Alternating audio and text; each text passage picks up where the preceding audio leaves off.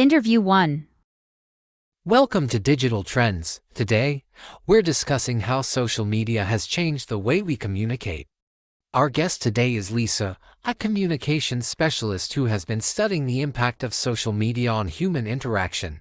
Lisa, thank you for joining us. It's my pleasure. So, Lisa, how do you think social media has affected the way we communicate with each other? Social media has drastically changed the way we interact. On one hand, it has made communication faster and more accessible. We can instantly connect with people from all over the world, which has created more opportunities for collaboration and sharing ideas. On the other hand, it has also led to a decrease in face-to-face communication, and many people now rely on short, digital messages rather than having deep, meaningful conversations. That's interesting. Do you think this shift has had a positive or negative effect on our relationships? It's a bit of both. On the positive side, social media allows people to stay connected, even when they're far apart. It's also easier to keep in touch with friends and family. However, on the negative side, it can create a sense of isolation. People may feel like they're connected online, but they're missing out on real-life interactions that build stronger relationships. That's a good point. What advice would you give to people who want to use social media in a healthier way? I'd recommend setting limits on how much time you spend on social media. It's important to take breaks and make sure you're spending quality time with people in person. Also, be mindful of the content you consume. Not everything on social media is positive, and it's easy to get caught up in negative discussions or feel pressure to present a perfect life. Interview 2. Welcome to Health Matters. Today, we're speaking with Dr. Emily, a nutritionist, about the connection between nutrition and mental health. Dr. Emily, thank you for being here. Thank you for having me. So, Dr. Emily, can you explain how what we eat affects our mental health? Absolutely, the food we eat has a direct impact on our brain function. For example, a diet high in processed foods and sugar can lead to mood swings, fatigue, and even depression.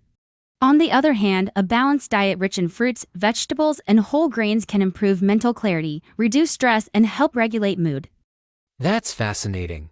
Are there specific nutrients that are particularly important for mental health? Yes, there are several. Omega-3 fatty acids, found in fish like salmon and flax seeds, are crucial for brain health. B vitamins, which are found in leafy greens, eggs, and whole grains, are also important because they help the body produce neurotransmitters that regulate mood.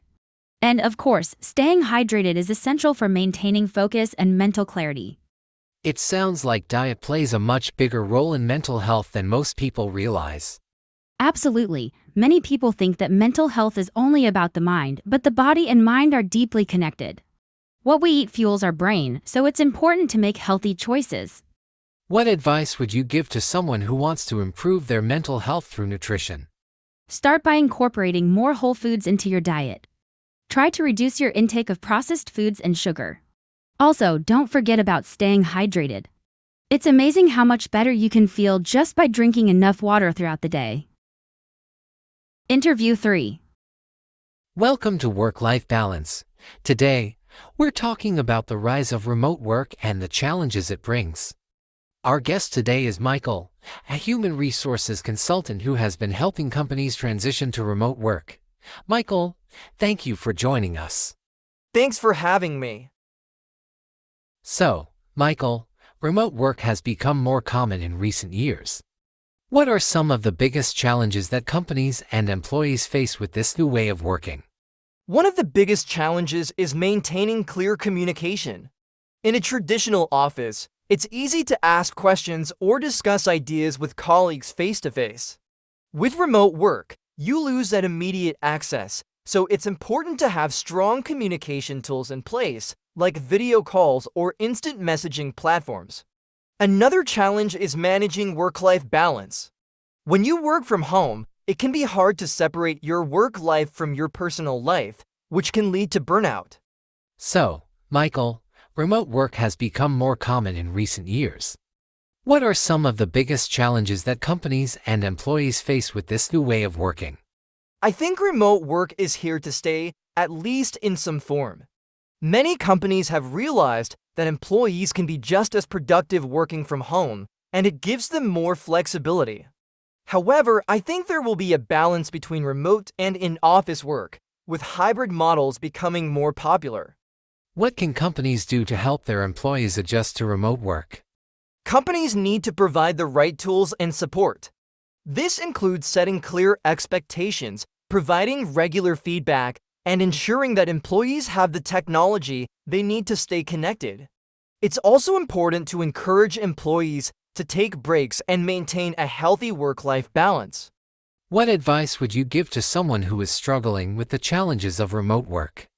I'd recommend creating a dedicated workspace at home and setting a daily routine. It's also important to set boundaries, such as not checking emails after a certain time. And, of course, make time for yourself, whether that's taking a walk, exercising, or just stepping away from the computer for a bit.